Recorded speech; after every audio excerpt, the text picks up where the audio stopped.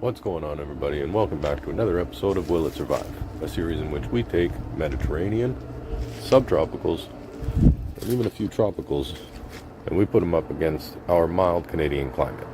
Now, I say mild, but we still get, on average, 2 weeks below freezing temperatures, moderate snowfall every year or two, up to 3 feet on rare occasions. Then, in the winter, we also have about 3-4 months of darkness, gray skies, low sunlight, lots of rain, and pretty low temperatures as well. And then we get summer times that are 2 to 3 months without rain. Makes for a challenge for most of these species.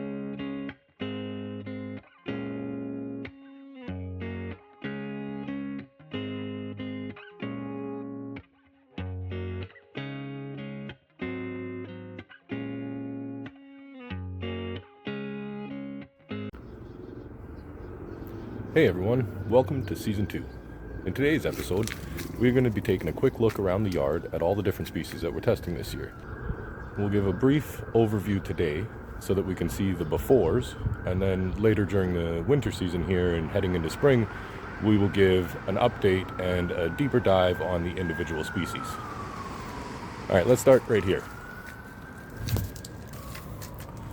In this corner, we have this huge Rubus ellipticus heading into its second year of testing here. Still no flowers on that one, and after surviving last year with no damage, we expect it to be a similar result this year. Down in the corner here, we have our variegated Chilean guava.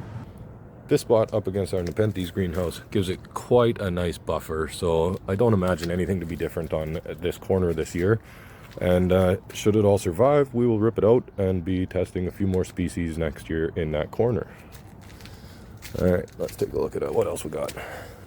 The yard's a disaster right now, so keep that in mind.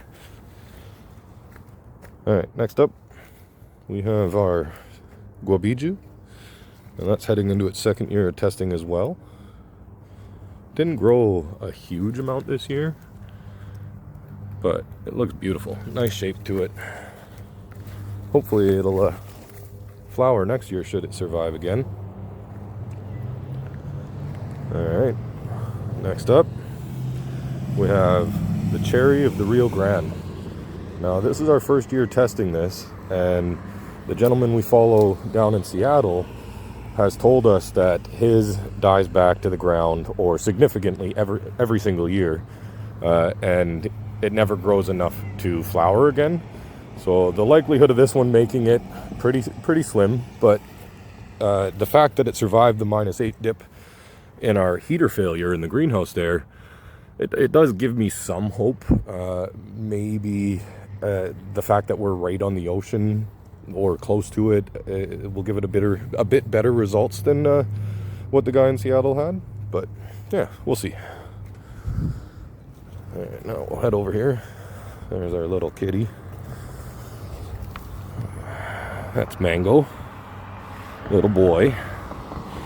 And he's taking a look at our next species. This is our Kadsura coccinea.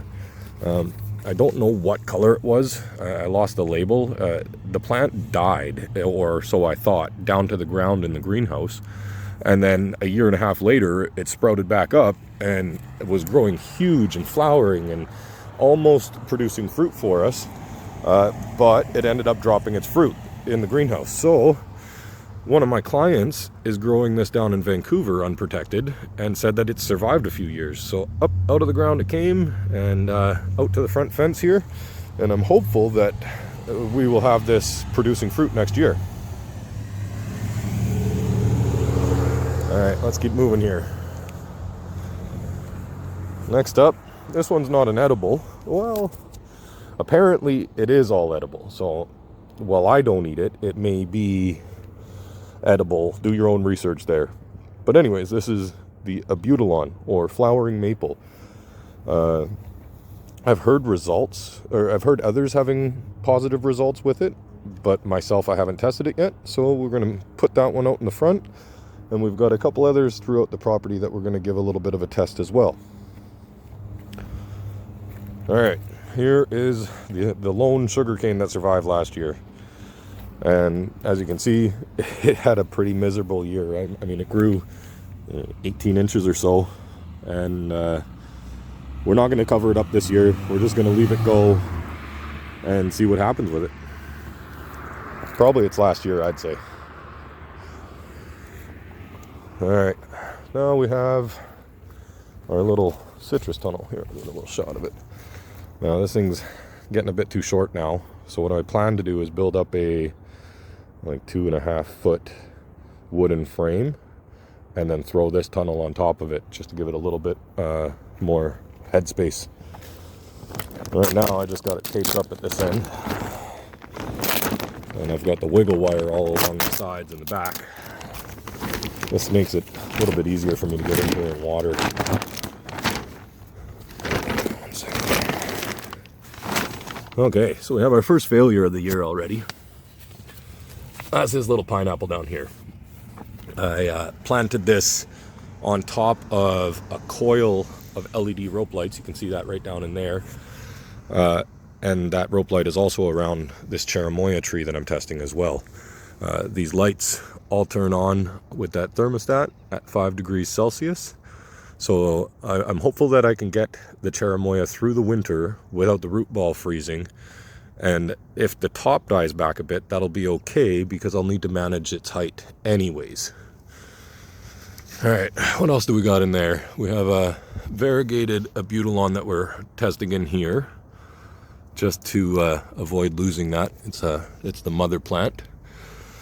And then, I don't know if we can see it from here, but if you see those branches back in there that are almost bare, that is another cherry of the Rio Grande. It got hit with the frost that we had early, and it lost a lot of its leaves and is looking pretty rough compared to the other one. But the fact that we have the Christmas lights heating in here, I think that one's a high probability of making it. And I think that's about it for in here. Yeah, the cherimoya is the biggest test here. This one I lost the label on it, so I'm not going to be able to sell it. So I figured that it was a good subject for testing. All right, let's keep moving. All right, let's head over here now. Oh, there's Mama. That one's blue.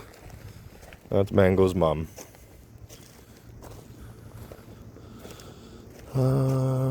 What else do I got on here? Okay. Here is the potted guabiju. I think that I'll probably put this into the new unheated greenhouse here. Just because it's getting pretty big and I'd hate to see any damage to it. And I have the one in ground testing already. Just don't really need to risk this one, I'd say. We've got some muscadine grapes that we're going to do a little test vineyard here along the fence. Now these are cold hardy, but the real test will be whether they produce fruit. Sorry, not whether they produce fruit, whether they produce good quality fruit. Alright, we'll continue on our little trek here.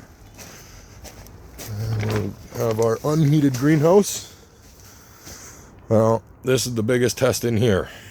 This is the Brazilian cherry, or Eugenia brasiliensis. Now, this tree was about 4 feet away from the cherry of Rio Grande in the greenhouse when the heater failed. And the cherry of Rio Grande lost every single leaf. And this Gramichama, or Brazilian cherry, didn't lose one.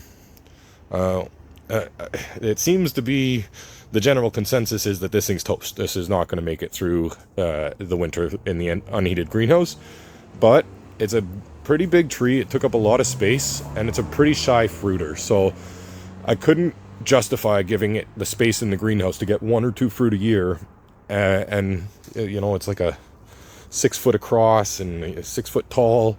That's a lot of real estate, right? So either sink or swim here, buddy.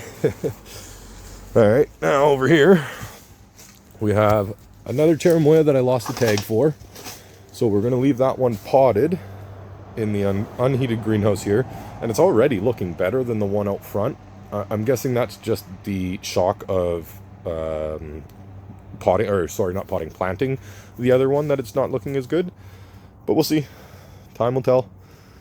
Right here we have a Daisy Blasta Suriname cherry, and we figured test one out here and see what it does. We'll leave it potted in here, and if it survives this year, maybe we'll throw it out in the ground next year. We have all our prickly pear and our pomegranates and a bunch more of the Abutilon, more variegated ones here. Pomegranate starts, a lot of sundews. Now these sundews should make it. I may lose a good chunk of them, but I don't have the space inside to keep so many trays of them, so we'll see what happens. The Capenses are higher likelihood of surviving than the spatulata here, but we'll see.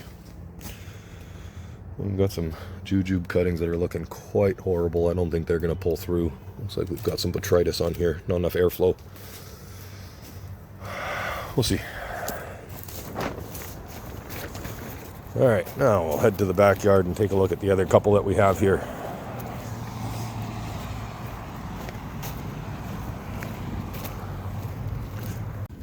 We also have this interesting little guy. This is a Cranberry Myrtle. It apparently doesn't get much taller than this. The berries are bright pink. They taste pretty similar to a Chilean guava, but smaller and a bit seedier. We'll see how that one does.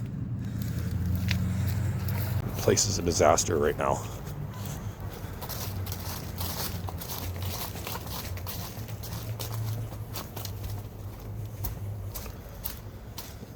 Okay, so this one.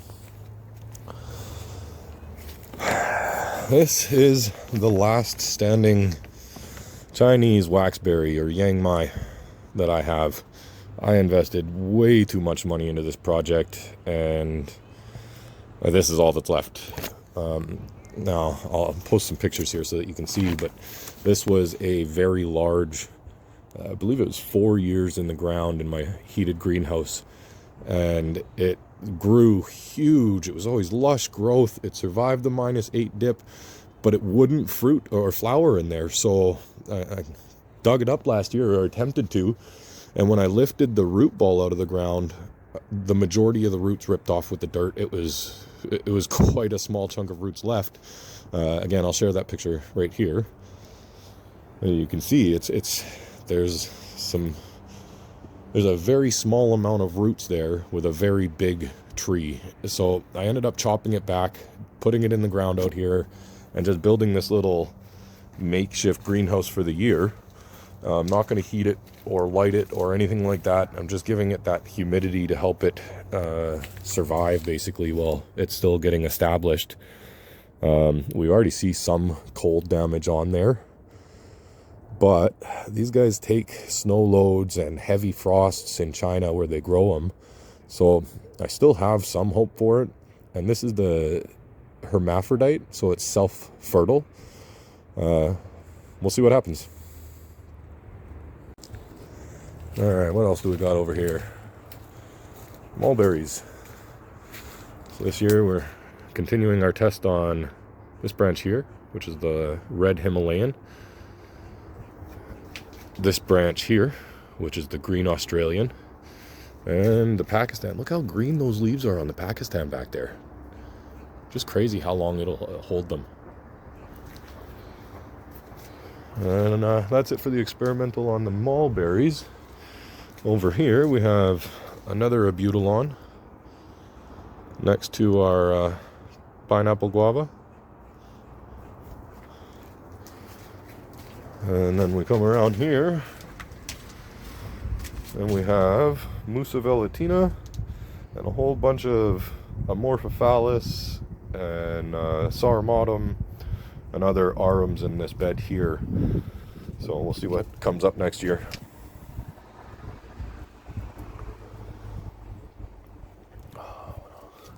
Alright, and finally, we have our new cactus bed.